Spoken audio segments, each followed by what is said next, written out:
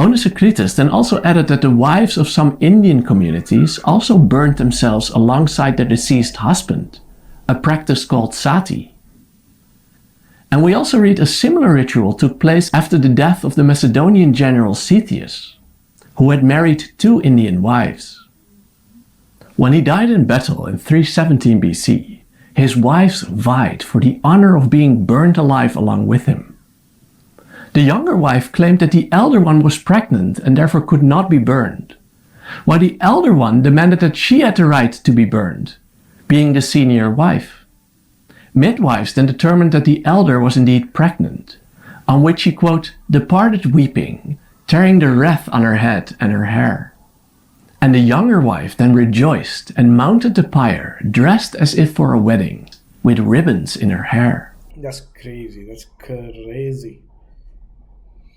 So Sati was there, like, even during the Alexander's time. It was okay. Then the army marched 3 times around the pyre, and then she submitted herself calmly to the flames. And again the onlookers were both shocked and moved by the ritual. Again, these things are like could easily be made as movies. You know what I mean? Like, this is such fascinating. A few centuries later, around 19 BC, we read that an Indian sage named Sramanas came all the way to Athens. Sramanas. And Srmano, by the way, is likely the Greek version of Sramana or ascetic. And this man also burned himself to death. According to Plutarch, he was then buried in the Keramikos cemetery of Athens, in a tomb that still existed in Plutarch's day. And we read that the tomb read Srmano Kegas, an Indian. Srmano is Sramana. What is Kegas? Sages?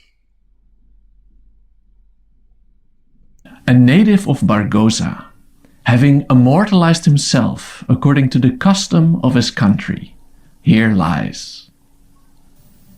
And this was then repeated by the Greek Cynic philosopher Panagrinus Proteus, who wanted a spectacular ending to his life.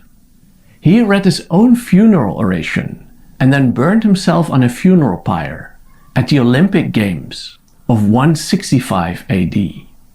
What a story. It is. As sad as it is. So they were trying to imitate the Indian naked yogis, huh?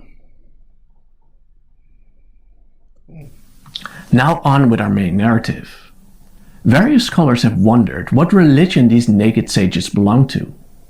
The fruit diet and nudity reminds us of the Jains, while nudity, the deliberate seeking of pain, and suicide by fire, points to the Ajivikas. The naked sages were not likely Buddhists, as the Buddhists opposed self-mortification and suicide. I think Buddhism is more like a middle path.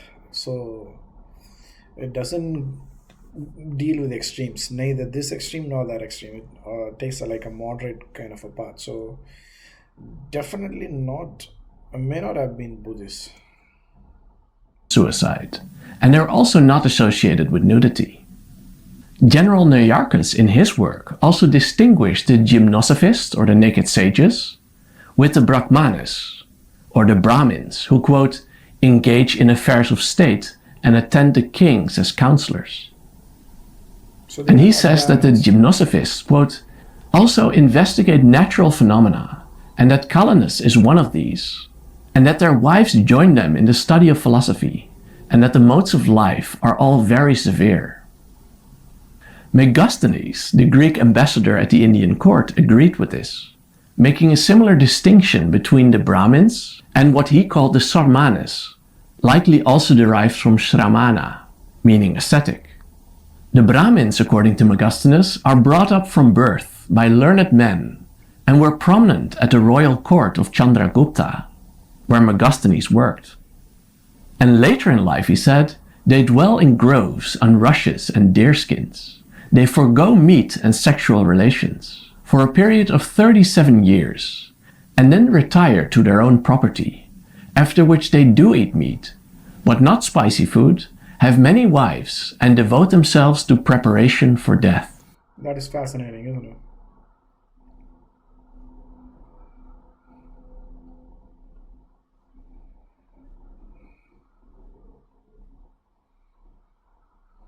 Wow. He then says that the most honored among the Sramanas, that is the naked sages, are the Hylobioi, or the forest dwellers, who abstain from sex and wine and live on fruits and leaves. Clement, quoting Megasthenes, also speaks of these Hylobioi, who he says are homeless and live outside the cities, who do not marry and clothe themselves with the barks of trees, and subsist on acorns and water.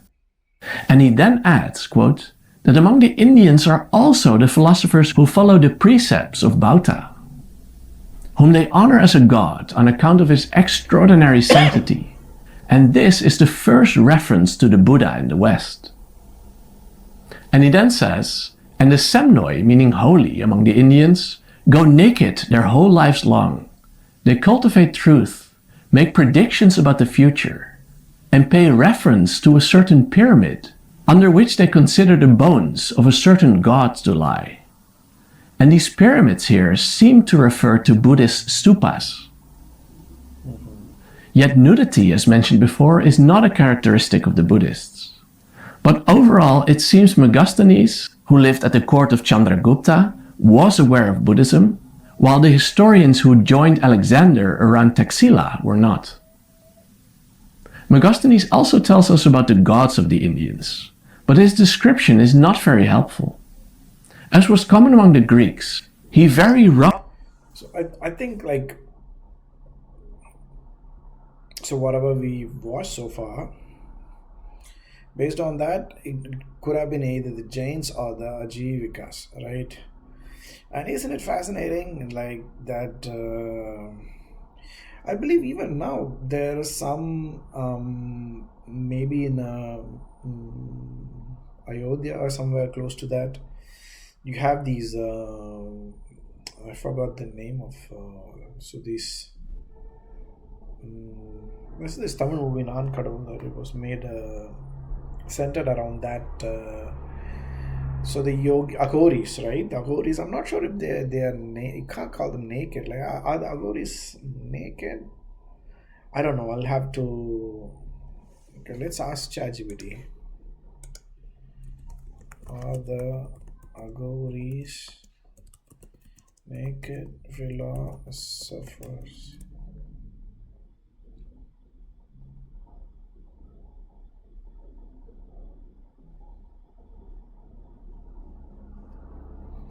Okay, Aghoris are Shaivas with Kapalika Tantric traditions. They revere Shiva in his Agora. For radical aesthetic practices meant to transcend dualities like pure, impure, sacred, profane. Meditation and cremation grounds, use of human skulls as bowls. Oh. Rituals involving substances normally considered impure, sometimes, though not always, nudity or minimal clothing. This philosophy seeks to realize non-duality, the idea that everything is one and nothing is inherently pure or impure. The apparent transgressions are intended to destroy social and mental conditioning. Okay. Greek term gymnosophis literally means naked wise men. Greek and later Roman writers, Strabo, Arian, Magus, and Plutarch used it for Indian ascetics they encountered or heard of during, okay. These were Sramana type renunciants, likely Jains, Ajivikas, or early Buddhists, not Shaiva tantrics. They were naked not for look value or ritual transgression, but as an expression of complete renunciation of possessions and ego, a form of spiritual purity. Okay. So there's some similarity, I believe. So liberation through detachment. So the closest thing that we have in the present day to these naked ancient wise men are the Aghoris. And yeah, this is such a fascinating thing. Let me know what you guys think. I'll see you guys in another video.